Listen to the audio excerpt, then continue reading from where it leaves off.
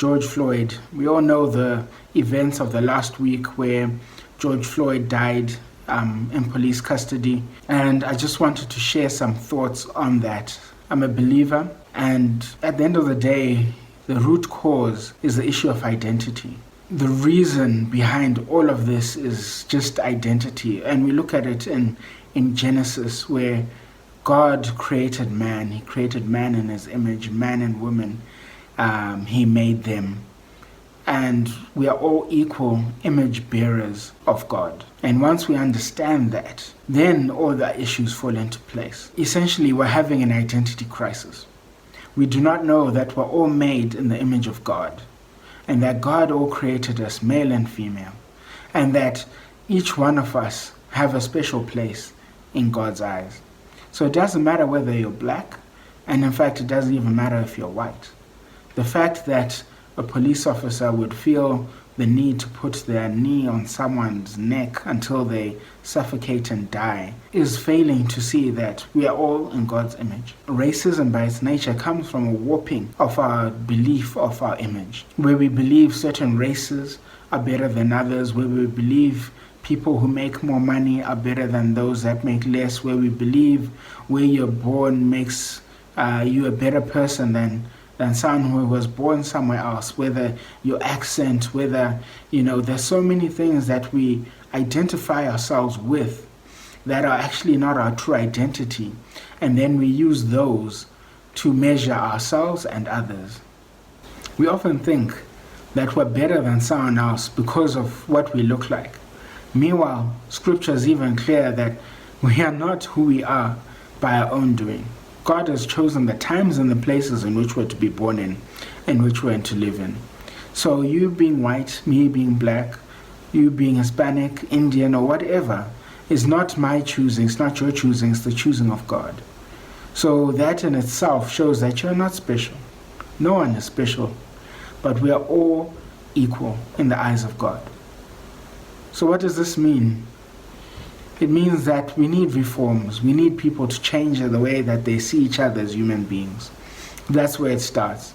Before we even get to the police and how they should be treating people, both in the United States and elsewhere in the world, we need to see each other as human beings. We need to see each other as equals. We need to see each other as fearfully and wonderfully made, as God says. We need to stand together and say, let's put aside our differences. Also, the black people, as black people, we need to forgive.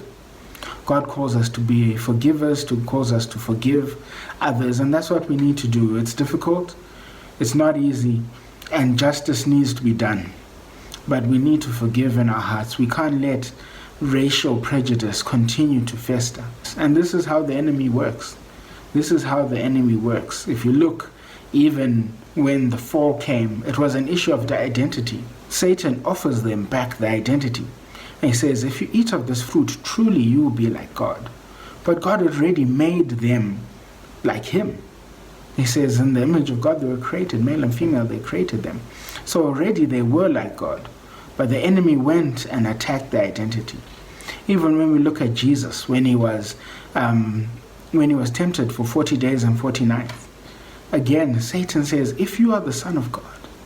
This is after Jesus has been baptized in the river Jordan, and the dove descends upon him and says, this is my son of whom I'm well pleased.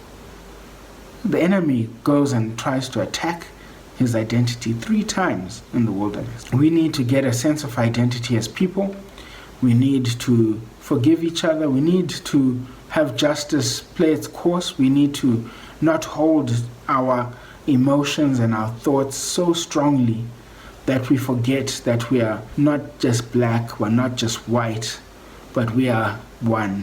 We are God's people. We are all made in his image. Whether you believe in him or not, this is not saying that only Christians are image bearers of God. It's every single human being that is born, every single human being that's even killed in abortion. But that's another controversial topic for another time. This is a time we're calling for peace, a time we're calling for unity, a time we're calling for people to think about their identity again and to relook at it and say, what is my identity in?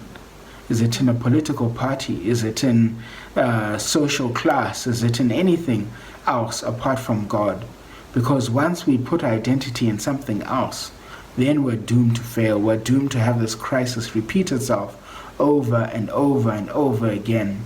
And I'm not naive to think that this video is going to change the world, but if it can change one of us, if one person can realize that their identity is not in what they look like or what they sound like or what they dress like, but their identity is already embedded in them, in their humanity, in what God has put in them, then I think we've got a chance of moving forward. We've got a chance of putting racism behind us as we move forward. This is 2020, 2020, and yet racism is still there, like, in the 1800s.